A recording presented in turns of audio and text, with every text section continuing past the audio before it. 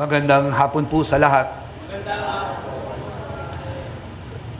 Para sa kaalaman ng lahat ay naririto po tayo, kapiling ang ating mga kapatid na tagalansangan at ang mga biktima ng karahasan noong panahon ni Duterte o War on Drugs.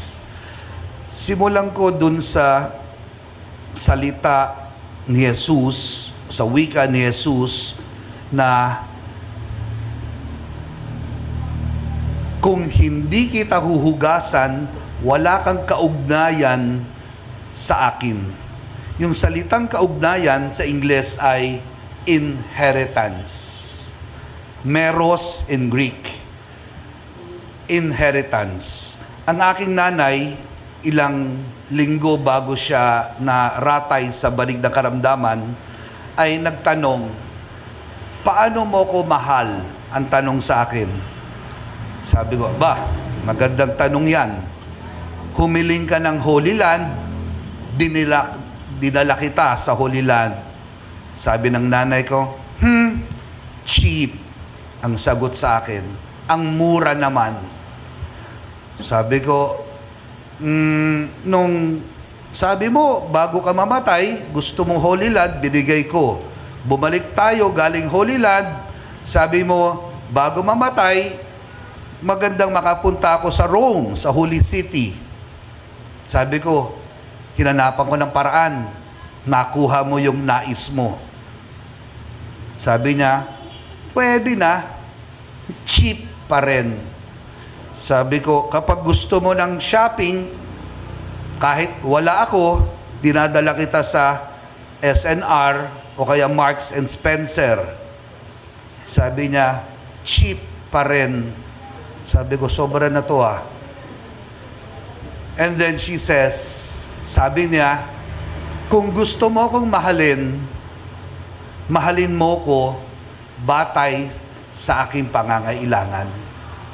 Hindi SNR, hindi Marks and Spencer, hindi yung lalabas mo ko kahit ayaw ko lumabas. Ang gusto ko, tumabi ka sa akin, kwentuhan mo ako. Yun lang ang gusto ko.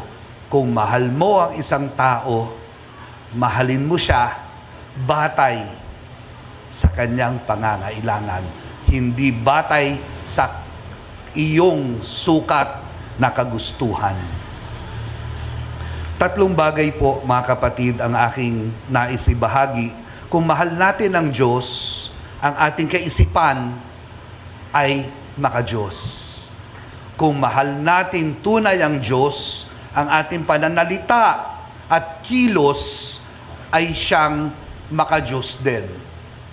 Kung tunay na mahal natin ang Diyos, ang ating pamumuhay ay nakabatay, nagsasalamin, walang iba kundi sa Diyos.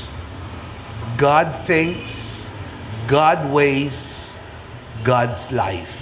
Ito po ang nais ipaabot na mensahe o isa sa mensahe ng ating pagdiriwang sa huling hapunan ng Huwebes Santo. Ano ibig sabihin? Padaluyin ko lang ng ilang sandali. Ano ibig sabihin ng ang aking isip ay kaisipan ng Diyos? I think the way God thinks. Ibig sabihin, yung aking kaisipan ay hindi yung naiisip ko ang Diyos. Iba yung naiisip ko ang Diyos sa kaisipan ng Diyos. Naiisip ko ang Diyos pag may kailangan ako. Naiisip ko ang Diyos kapag ako'y may problema. Naiisip ko ang Diyos pag ako'y nakaratay na sa banig ng karamdaman. Yun ay pag-iisip ng Diyos at magkaiba sa isip ng Diyos. Ang isip ng Diyos ay yung iniisip ko, yung kapakanan ng aking katabi, kapwa at dukha. Yung pagkilos ng Diyos, ito yung sinasabing wala akong iniisip na pansarili.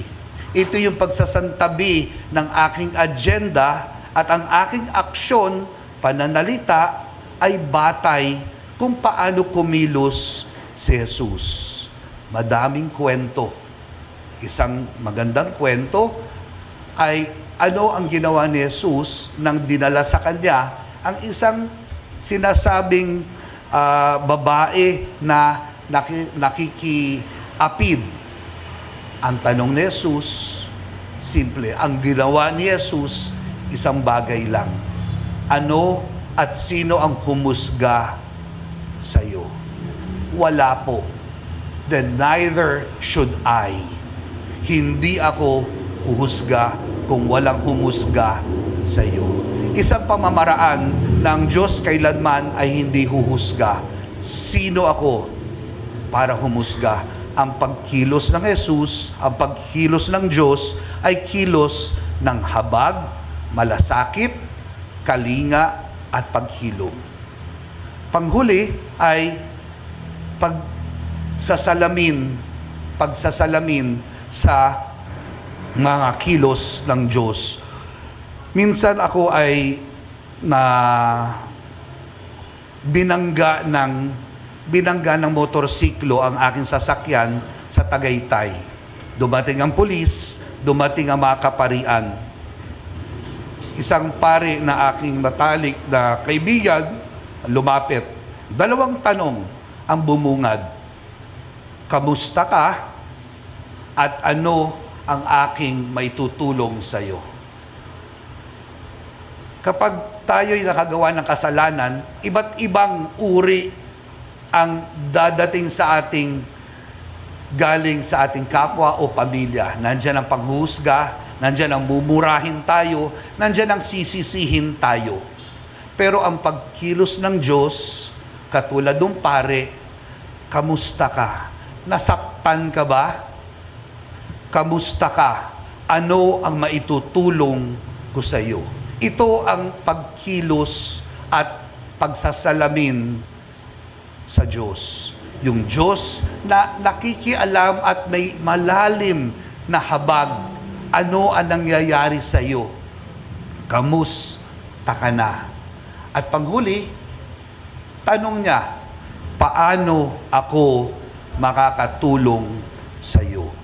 Ito ang tanong ng Diyos. Ito ang nagnanais na kilos ng Diyos. Paano ako makakatulong sa iyo?